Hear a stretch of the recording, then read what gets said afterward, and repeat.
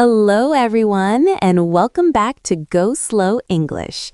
I am your host, Zara, and I am so delighted to have you joining us for another episode today. Hello to all our regular listeners, and a big warm welcome if this is your first time tuning in. And joining me today is our wonderful guest, Leo. Hi, Leo. How are you doing today? Hi, Zara. I am doing fantastic, thank you. Hello, everyone. It is such a pleasure to be back in the studio.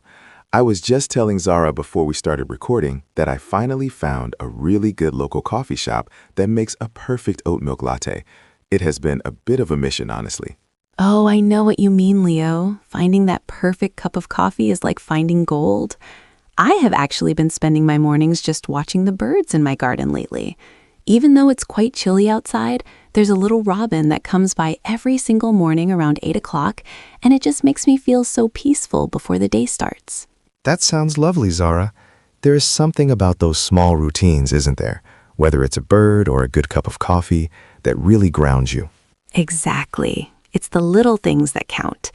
But speaking of the chilly weather and those morning routines, it actually leads us perfectly into what we are talking about today. We are going into the heart of the winter season to discuss how to talk about February in English. Easy English Podcast. We have a lot of great vocabulary and cultural notes to share, so let us jump right in. February is such an interesting month, isn't it, Leo?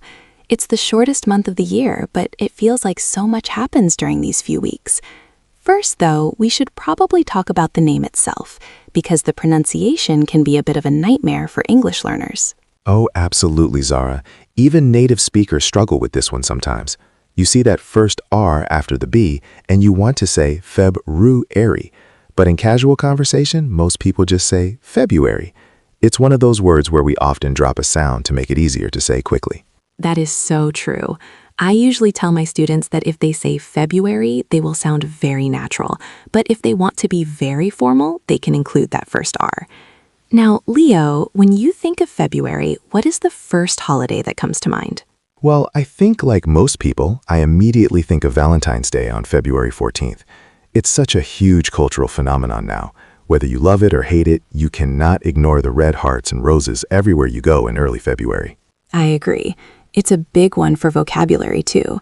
We have words like sweetheart, crush, bouquet, and of course, the classic dinner date. It's also a time when people use the idiom to fall head over heels for someone. Do you have any funny Valentine stories, Leo?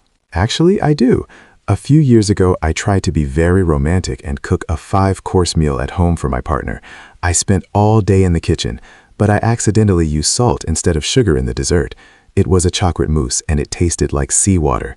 We ended up ordering pizza and laughing about it all night. It definitely broke the ice for our relationship, though. That is a great story. Sometimes the disasters make for the best memories.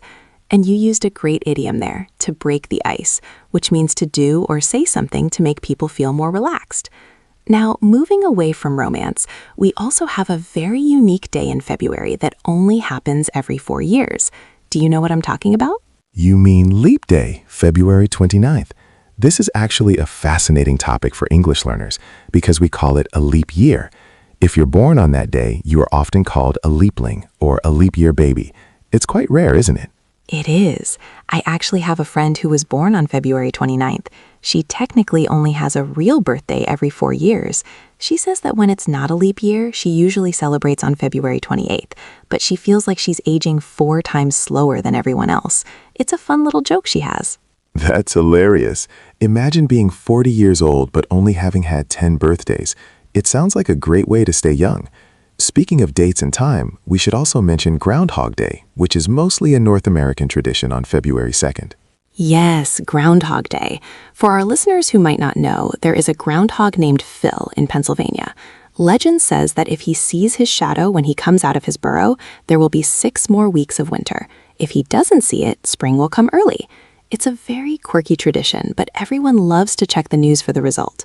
It really captures that feeling we all have in February, doesn't it? That feeling of being tired of the cold and waiting for the first signs of spring. We often use the term cabin fever during this time of year. Zara, could you explain what cabin fever means? Of course.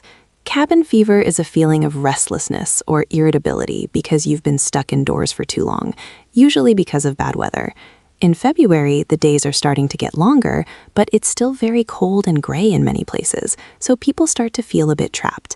You might say, I need to get out of the house. I have such bad cabin fever. I definitely feel that every year. I find myself staring out the window wishing for green leaves and sunshine.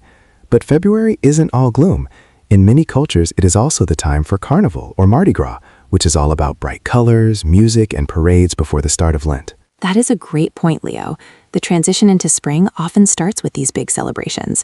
In the UK, we also have Shrove Tuesday, or Pancake Day. We basically spend the whole day making and eating pancakes with lemon and sugar. It's a simple tradition, but one that everyone looks forward to. I love Pancake Day. It is a great excuse to eat dessert for dinner. We also have some weather-related idioms that are perfect for February. For example, to be under the weather. If someone feels a bit sick or tired because of the winter blues, they might say, I'm feeling a bit under the weather today. Exactly. And another good one is to put something on ice. This means to delay or postpone a project or a plan. For example, if you were going to start a garden in February, you might decide to put that plan on ice until the weather warms up in April. These are such useful phrases for daily life. February really is a month of transition. We are moving from the deep, dark winter toward the hope of spring. It's a month of love, a month of patience, and every 4 years, a month of an extra day.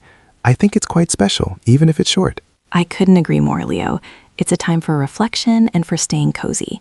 Before we wrap up, do you have any final tips for our listeners on how to practice their English using these February themes? I would suggest writing a small journal entry or a comment below about what February looks like in your country. Is it hot? Is it cold? Do you celebrate Valentine's Day or something else? Using these new words in a personal context is the best way to remember them. Thank you so much, Leo, for sharing those wonderful stories and insights. And thank you to all our listeners for spending your time with us today. We hope this episode helped you feel more confident talking about the month of February and all its quirks. Remember to practice those tricky pronunciations and maybe use a new idiom today. If you enjoyed this episode, please subscribe to Go Slow English and leave us a review. It really helps us grow. We'll be back soon with more English learning fun. Until then, stay warm, stay curious, and keep practicing. Goodbye, everyone. Bye, everyone.